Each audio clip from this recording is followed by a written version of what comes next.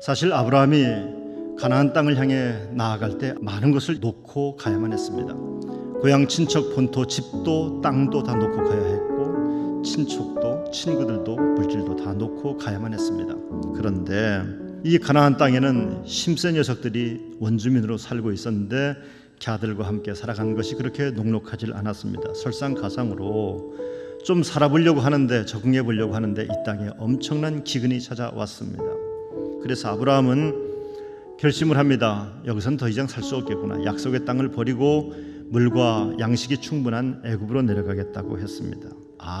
말씀을 내가 믿긴 믿었지만 말씀이 내 인생의 문제를 다 해결해 주는 것은 아니구나 라는 결론을 내린 채 아브라함은 애굽을 향해 내려가지 않았겠습니까? 기근이 왜 약속의 땅에 임하냐 말이에요. 왜 하나님이 가라고 하신 그 축복의 땅에 왜 기근이 임해야만 합니까? 믿음이 위기를 만났습니다. 우리는 이 아브라함의 속절없이 망가지는 모습 속에서 교훈을 찾아야 할 텐데, 그 한 가지는 뭐냐면 믿음의 사람에게도 인생의 위기는 있다라는 겁니다. 하나님이 약속한 사람이에요. 하나님의 약속한 땅이에요. 그런데 오늘 10절 말씀은 이렇게 시작합니다. 그 땅에 기근이 들었으므로. 그래요. 믿음의 사람이 말씀을 가지고 믿음대로 살았던 그 삶의 현장에도, 약속의 땅에도 기근은 찾아오게 되는 겁니다. 아브라함은 하나님 안에서 이 문제를 직면해야 되는데, 아브라함은 이 문제 앞에서 도피하는 방법을 택하게 됩니다. 애굽으로 도망가는 겁니다. 애굽에는 먹을 것이 있으니까. 하지만 아브라함이 기근을 피해서 애굽으로 갔는데 그 애굽에서는 이 가나안보다 더 심각한 위기에 빠졌습니다. 그럴 줄 누가 알았겠습니까? 그것은 죽음의 위기였습니다. 자기 부인을 바라보니까 아브라함의 표현대로 말하면 아리따웠다고 말씀하고 있어요. 자기 부인이 아름다운 거예요. 그런데 이 애굽 녀석들이 자기 부인도 채가고 자기도 죽일 것만 같았던 겁니다. 그래서 일단 살고 봐야겠다는 생각이 들어서 거짓말을 하게 됩니다. 당신이 내 누이라고 하자. 우리 부부관계라고 하지 말고 그냥 누이라고 하자. 이렇게 서로 얘기합니다. 결과는 사례를 뺏기는 일이 벌어지게 되었습니다. 사실 아브라함은 하나님의 뜻을 쫓아 살아왔던 사람이었습니다. 그런데 이 아브라함이 애굽으로 내려갈 때 하나님의 말씀을 따랐다라고는 흔적이 나오질 않아요. 하나님의 뜻이 무엇인지 여쭤봤다는 흔적도 나오지 않습니다. 하나님의 말씀도 없었습니다. 여러분, 우리가 인생에서 넘어지는 이유가 바로 그것입니다. 인생의 문제에 부딪혔을 때 하나님의 뜻이 무엇인지를 여쭤보지 않아요. 그리고 빨리 결정합니다. 아브라함의 실수는 출발은 이겁니다.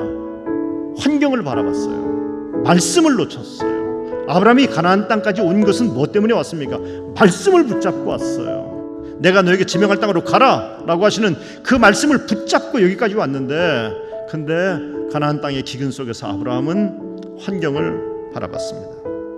여러분, 하나님의 말씀을 믿으세요. 그리고 하나님 말씀을 따라 살게 되는 여러분과 제가 되길 간절히 바랍니다. 아브라함을 거짓말쟁이로 만들었던 것은 두려움 때문이었습니다. 아브라함을 이렇게 초라하게 만든 것도 두려움 때문이었습니다. 그런데 아브라함이 처음부터 두려워했던 사람은 아니에요. 아브라함은 강심장이었습니다. 고향 친척 본토 아비집을 다 버려두고서라도 하나님이 말씀하시는 곳을 내가 가리라. 이 당당함이 있었어요. 이 당당함이 있었어요. 성도 여러분, 우리는 예배 시간에 하나님 말씀을 들을 때마다 하나님 말씀이 나를 꼭 붙잡고 있는 것에 대해서 굉장히 행복해하고 마음에 기쁨이 생깁니다. 그런데 인생에 어려움 만나면은 그렇게 갖고 있던 믿음들이 다 사라져버리고 말아요. 성도 여러분, 오늘 두려운 현실을 만났습니까? 이때를 위한 믿음이라. 이때를 위한 믿음이라. 여러분, 여러분의 믿음을 활용할 수 있게 되길 주님의 이름으로 축복합니다. 여러분, 두려움이 찾아오면은요, 도망가지 마세요. 도망가면 지는 거예요. 눈을 시퍼렇게 뜨세요. 그리고 두려움의 실체를 짜려보세요. 노려보세요. 직시하세요. 두려움의 이유를 한번 분석해보세요. 사실 우리가 두려워하는 것들은 사실은 무지 때문에 나타나는 겁니다. 하나님에 대한 무지, 하나님의 섭리에 대한 무지, 하나님의 뜻이 뭔지를 모르는 무지, 영적 무지 때문에 우리 눈앞에 있는 사건들이, 환경들이 두려울 뿐입니다. 이 곤고 때문에 내 인생이 더 아름다워질 것을 안다면은 이 곤고는 축복으로 받아들여지는 거죠. 성경은 이렇게 말합니다. 두려워하지 말라. 내가 너와 함께 함이라. 놀라지 말라. 나는 내 하나님이 됨이라. 내가 너를 굳세게 하리라. 참으로 너를 도와주리라. 참으로 나의 의로운 오른손으로 너를 붙들리라. 라면서 이사야 41장 10절에서 우리에게 말씀하셨습니다. 그 약속의 말씀을 붙잡는 겁니다. 나는 이 말씀에 순종하리라. 나는 이 말씀에 순종하리라. 우리의 예배가 뭡니까? 하나님의 말씀 앞에 내가 순종하는 것이 예배의 하이라이트 절정 아니겠습니까? 그렇습니다. 어떤 상황 가운데서 내가 두려워하지 않기로 마음속으로 결단하는 일이 너무나 중요한 일입니다. 바로가 사례를 취해서 바로의 아기를 임신하면 하나님의 구원의 역사가 단절되는 것과 마찬가지가 됩니다. 그래서 하나님께서는 하나님의 구원의 역사를 위해서 이 바로와 사례와의 관계 속에 개입하셨습니다. 그리고는 바로의 집안에 큰 재앙을 내리게 되었습니다. 아브라함이 이 애굽에서 사실은 하나님의 영적 실존을 체험하고 있는 겁니다. 아브라함이 만난 하나님이 어떤 하나님입니까? 이 하나님은 전지전능하신 하나님, 세상에서 하나님보다 센 분이 없는 것을 애굽에서 경험하는 겁니다. 우리의 계산법으로는 아브라함은 죽도록 얻어맞아야 돼요. 벼락이라도 한 대 맞아야 시원합니다. 안 그렇습니까? 그런데 하나님은 그렇게 아브라함을 꾸짖지 않았습니다. 오히려 아브라함을 축복하심으로 아브라함을 제대로 길을 가도록 하신 분이 하나님이십니다.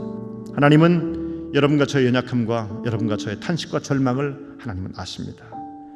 그럼에도 불구하고 우리를 포기하지 않는 하나님의 손을 의지할 수 있게 되기를 바랍니다.